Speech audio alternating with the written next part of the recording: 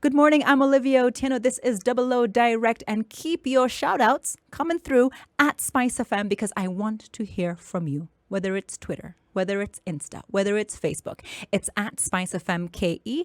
And right now, though, I'm joined by a lady, and she is the head of communications for East and West Africa for Uber. Good morning, Lorraine. How are you? Good morning. I'm fine, thank you. Nice to have you here. Thank you.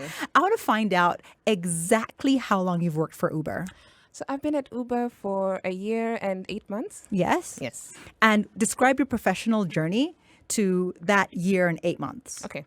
So I began working in the media. So my first professional job was at the Star newspaper, and then I got into public relations, and I spent about 8 years really gaining my experience in communications until 2019, which is when I joined Uber as a lead for communications in East Africa. When you were applying for that position, did you think I don't have a chance in hell? Or you were like, I know it.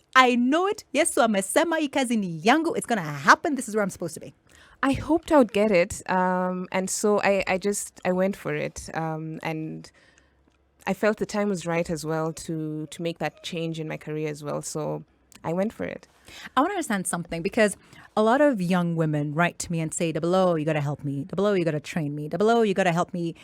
How do I go for this interview? How do I write a CV? What are the steps? How do I outline what exactly it is I want out of the package? Now, this is completely off kilter, but I'm super curious about the process of you've seen there's a vacancy to I'm seated at my desk. I'm now running comms for Uber in East and West Africa. What was that journey like? I really want details on that because how many interviews did you go to? How many applications did you have to send? How many calls was it? Was it Zoom? What was actually happening? Zoom, pre-COVID, huh? You really? No, but seriously, what was it actually like? And what were you thinking, your psychology? So let's start from the minute you saw the ad. Where did you see it? I actually saw it on LinkedIn. Okay. But it's an interesting story actually because I did apply a few years before I actually started working. Yes. So I sent the application in, and then I had where I was working. I moved around a little bit as well. Yes. So in a way, I applied and I gave it my all, and I left it at that. And Yes. then it's only in 2019. How many years later? This is about 3 years later. So you applied for this job 3 years prior. Yes. And then you forgot about it. Then Obviously, I they hired someone else. They did. Yeah. And as well, I mean, I guess it wasn't, I wasn't able to take it up at the time. So I left it in Yeah. that sense. And But they didn't call you and then you're like, oh, sorry, no, I got stuff going no, on. no, no, Oh, no, okay. no, no, All no, no. right. So then they now in 2019 Yes. reached out, and it was just perfect timing. You reached out. No, they They, did. they reached out to you. Yes. Because they found your application somewhere. Yes. So you didn't actually see a job opening and say, okay, I want to apply.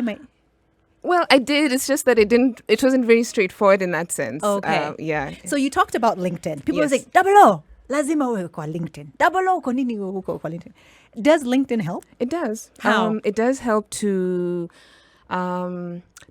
profile your journey, basically. The way that you would do in any other aspect of your life. You'd want to look back at the process you've gone through and the steps you've taken to get to where you are presently. It's the same way with LinkedIn. It helps you do that. You could outline your what your professional journey has been like or what you hope to get into. But there's some employees you just want to forget.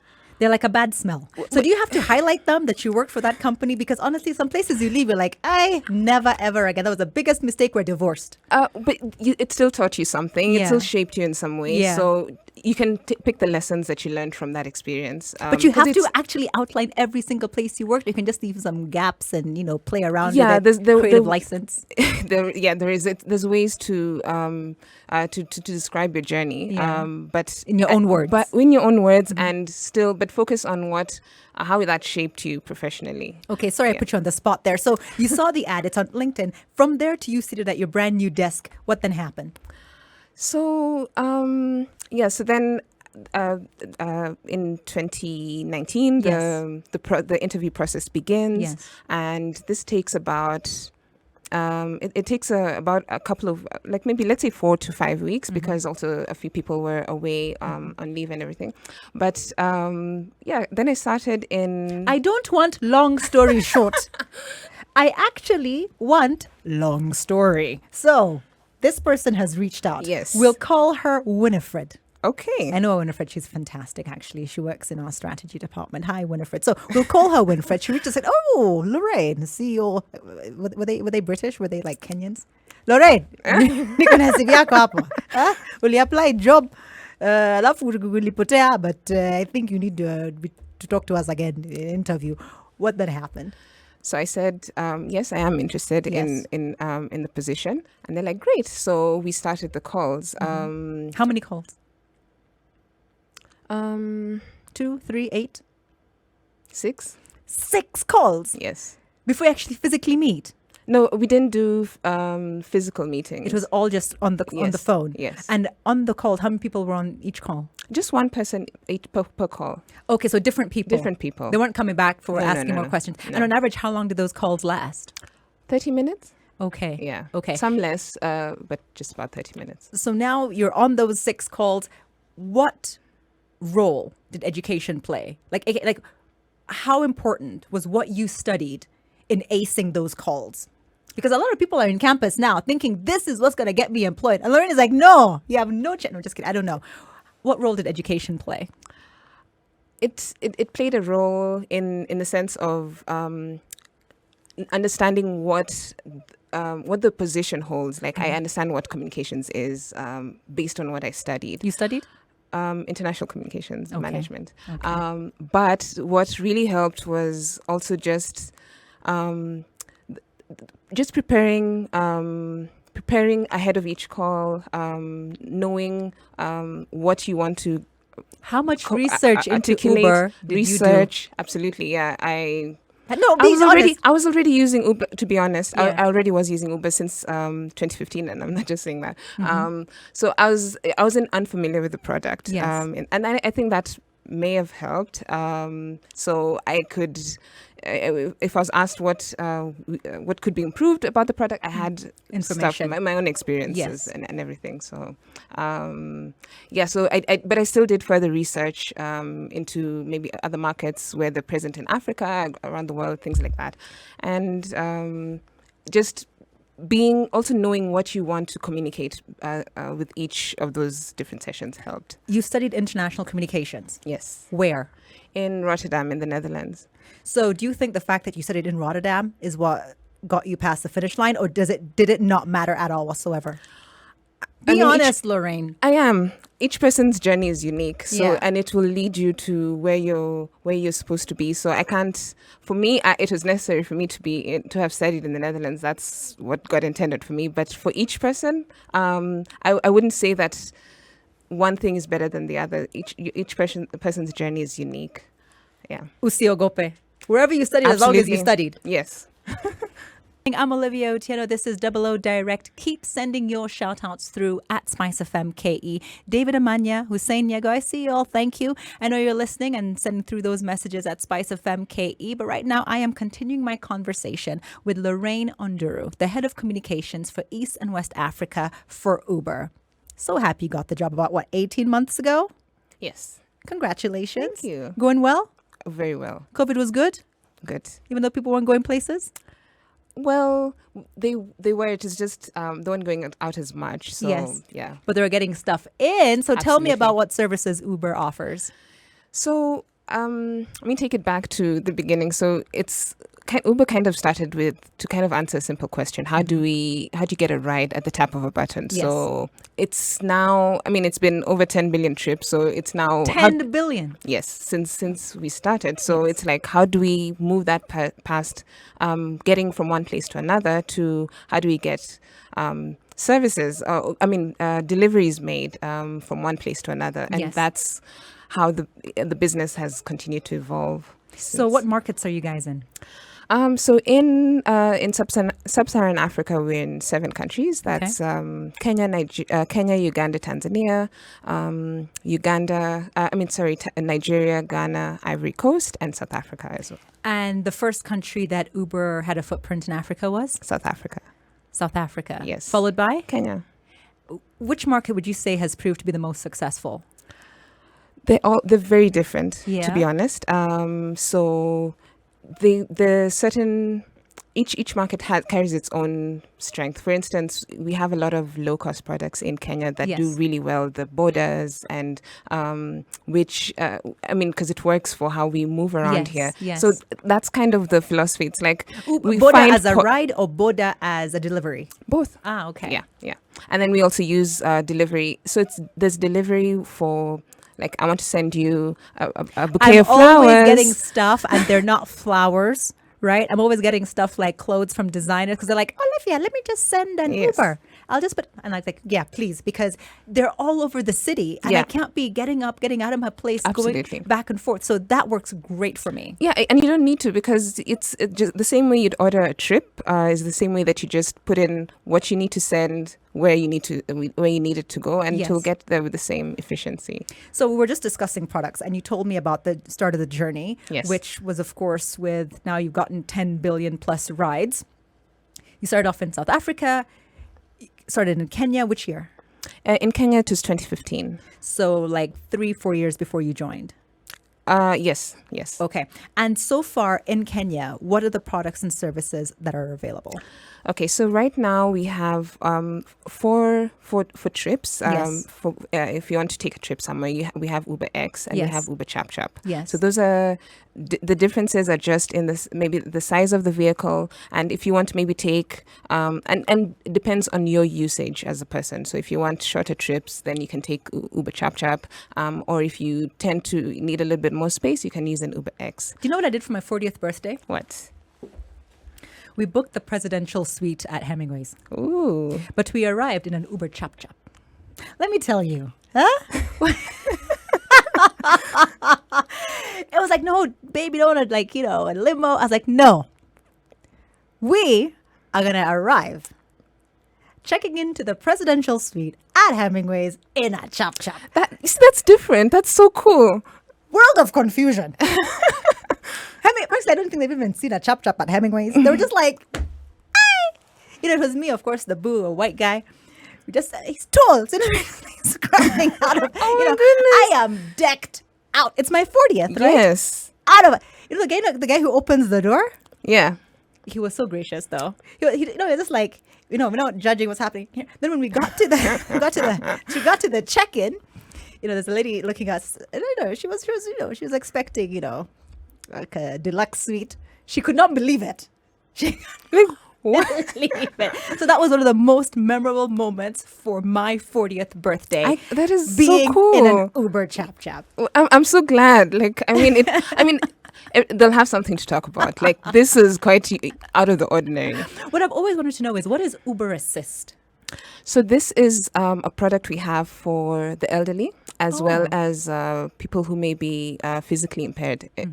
Their mobility. Yeah, with mobility. So we have that product for them as well. How does it work? Is it just the same as any other ride, or? Yes. So yes, it is the same. The space is a little bit. It has a bit more space. And then if somebody's in a wheelchair, there's a way that the car is already configured to to have somebody enter and or exit. And the drivers are specially trained as well. Okay. To manage riders with special requirements. Fantastic. So we have rides Yes. where we have Uber Chap Chap and we have Uber X with, of Yes. course, the assist option. Yes. What else? And we have Uber Border. Uber Boda. Yes. Rides as well. That's also rides. Helmets, Helmets. vests. The whole works. Yes. The whole 9 yards. Yes. So if you want to you're trying to beat the traffic, you're in a hurry, you want to just make a short trip or something like that, you can Yes. use Uber Border as well. Yes. Yeah. Have you ever used it? Yes. Where did it take you? I was coming from the Chancery to, I think I needed to get to Yaya. So I just hopped onto one. It was so cool. I enjoyed it. There was a day I remember it, 2018. Yes. It was about October. The traffic was mad. I used to work in Westlands. and I live, somewhere near Kilimani. And I was just like, I can't. And I Yeah. was like, I told my colleagues I'm taking an Uber boda. And they looked at me like I just said I'm an alien, right? And I'm running for president. They're like, Dablo. Like, yes, I am taking a boda. I did take the boda. It was so, I'm sure he was going really slow, but in my mind, it feels it thrilling. was like 300 km. I got home. I just had to lie down. But it was, at no point did I actually feel unsafe. At no point did I think that the boda driver was being reckless. But I gripped that guy. Because people usually like hold on to the back, Yeah, right? No, yeah, and like, I'm like, we're going down, we're going down. But it was completely fine. Yeah. We took the Aloy Tok. It was really, really smooth, actually. We're just passing the cars. And I was like, okay, this is actually an option. Yeah. Should I have a hairnet or some sort of protective gear for my hair to put on the helmet? Let's be honest about hygiene. Yes, so you will get the helmet and the Disposable net. Yes, exactly. Okay. So just before we go to another break, I want to ask you, why should somebody become a driver or a boda with Uber? Really, it's what we hear as well from our drivers. What they like the most is just how flexible the working arrangement is. So you get to plan your own time and how much work you want to do in a day. You can manage that yourself. So it's more about being flexible and having control. Absolutely. Edward and Zablon, who are tuned in with Zablon saying he is listening from Spring Valley. Right now, though, Lorraine, we were talking about why somebody should drive Uber. Yeah. Other than getting me to work. Exactly. So, I think the best thing is the fact that you can plan your time. It's flexible. Yes. You can work around the different obligations that you have. Are there a specific number of hours you have to work in a day? No, but then we do cap a certain number of hours for safety purposes. So if you can't, just assuming because it's not, for safety reasons, you can't be driving for so long. Exactly. So after 8 hours, Yes. It's recommended that you take a break. Yes. And then resume at a different time. But there's no minimum. No. Oh, okay. Yeah, so that's entirely up to you. What else? Why else should you drive Uber? There's great support when you need it. So when you're on the road and as a driver, Yes. you maybe there's something that you don't feel safe about something. There's a whole team backing you. They respond really quickly. There's a whole incident response team ready to assist you when you need it, and you get to. The other thing as well is also just the experience of getting to meet so many different people that are sitting at the back of your car. Like I hear that it's very interesting, like the kinds of experiences people have. I've learned a well. lot of things about politics and our political landscape being an Uber. I don't even have to read the paper Yeah. sometimes because it's right there. Right. I just start one thing, it's like, they're off. So Yeah. I love that about the interaction and the interactions, connectivity yes. and the knowledge, because there's so many Absolutely. things I didn't know, Yeah. especially about other Kenyan cultures that I wasn't exposed to, that being in an Uber has taught me. Absolutely. So what are the steps? How does someone actually become a driver with Uber? Well, the first thing is you have to be over 18 years of age. You have to have a valid driving license, of course. Is there an amount of time you must have had that license for?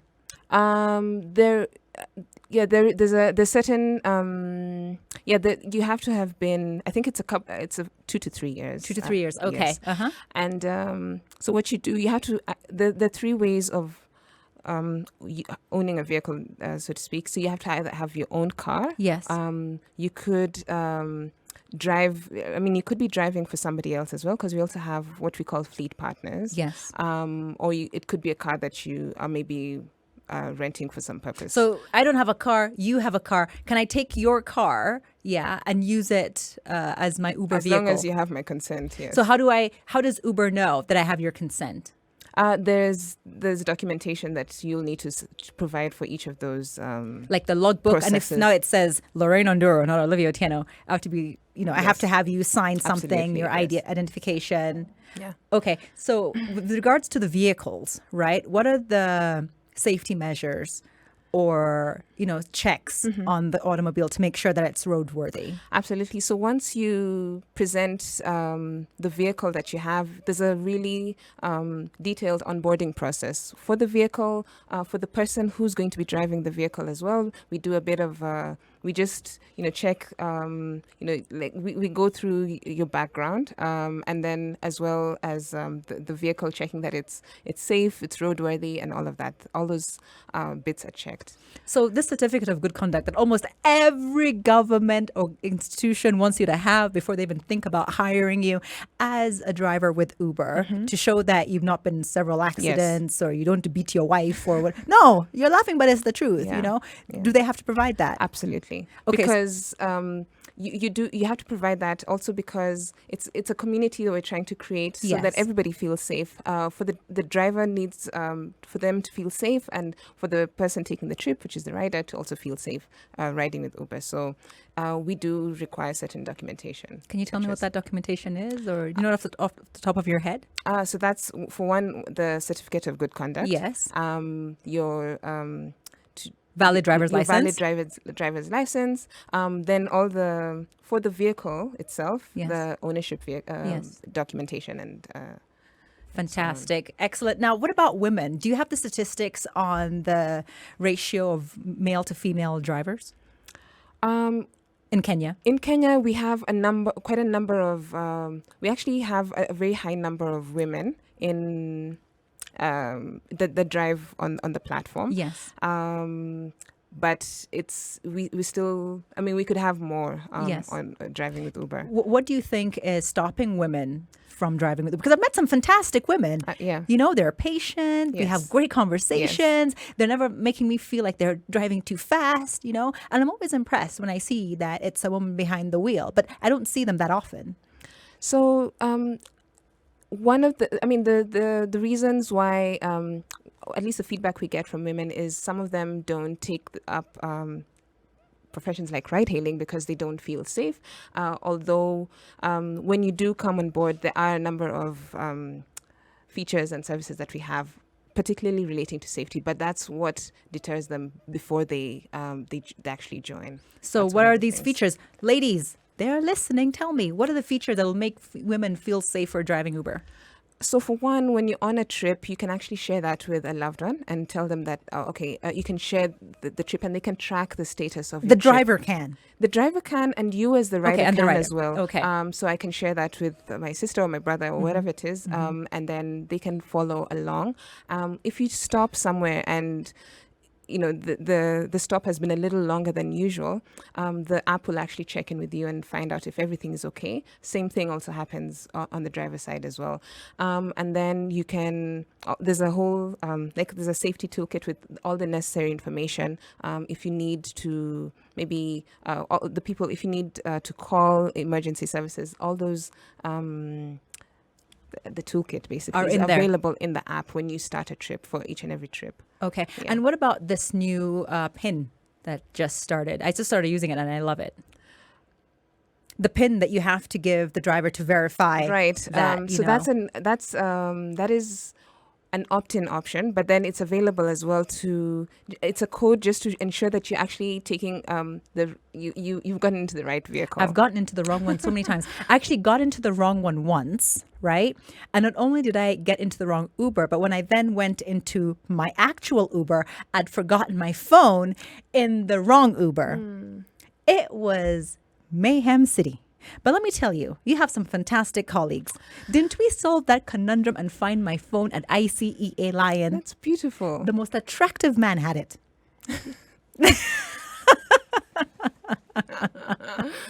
I almost took out insurance. Didn't need it. Only wanted my phone. But let me tell you, you guys got some hot customers. No. I'm scandalizing Lorraine. So let's just recap some of the safety features and why women should be driving with Uber. So one is you can share your trip with loved ones or friends.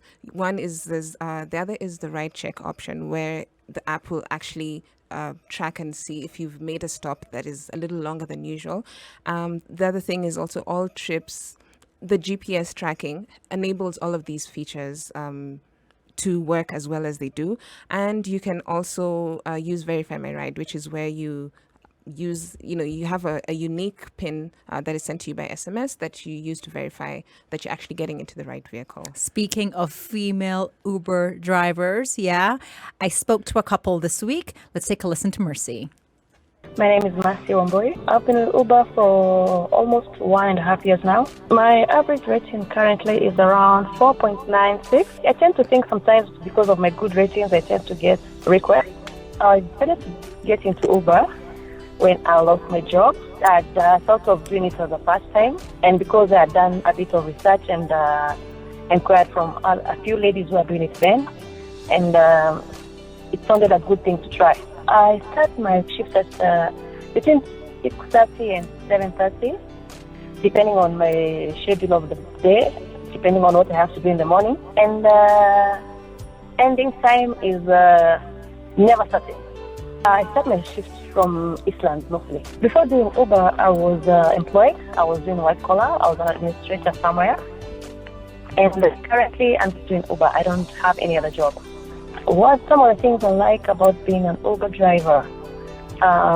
Getting to move around in Nairobi and its environs. You get to know new places. You get to meet new people. You get to experience different cultures because, of course, you're carrying different people from different cultures. Yeah.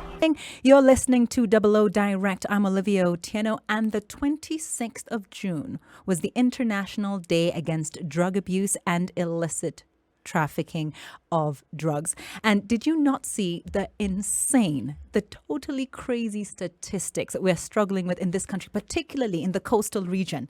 In the Saturday Standard of the 27th of June, well, I'll be hosting Dr. Waturi Kibuti from Chiromo Hospital Group to discuss what we can do to find, especially for the sake of our children and for the sake of the youth of this country. But right now, though, I'm still with Lorraine Onduru, the head of communications for East and West Africa for Uber. We discussed why you should drive with Uber. Now, why should you ride with Uber?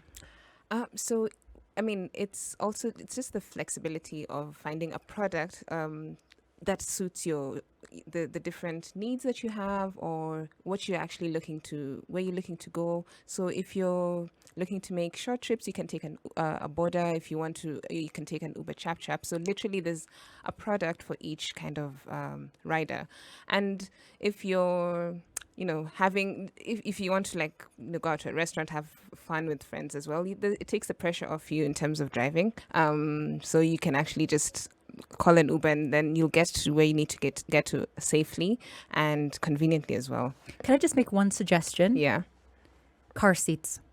Not that the drivers should have car seats in the cars, but that you train the drivers on the accurate and proper installation of car seats. Maybe it already happens. Does it? In some markets, yes, right? Yes. And that's my parting shot for you for today. Okay. Lorraine, as you head back to work on Monday, you know me, I only work Saturdays. I don't know that Monday grind, right? Please advise your people. Yeah, let's train our drivers on the proper installation of car seats, and always suggest as an option. So 18-year-old Lorraine Onduru, she's just a young flat thing, right? What advice do you have for her? What I would tell her is, it has to do with how you see the world around you, how you see yourself. If you have, just before I even get into what I would tell her, if you have the right perspective and the right approach, then it really changes the steps you take, because then you know what to avoid and and how to move forward on different things. So I think for me, the most amazing thing would be to tell her to have the right perspective, right view of herself, right view of opportunities around her, right view of the environment, the world, who she really truly is, and what she carries in her, so that you don't you don't walk blindly, basically. So I would want that she would understand who she really is to God, so that she walks accurately, and she knows how to live her life without any hindrances or trying to or letting anything stop her.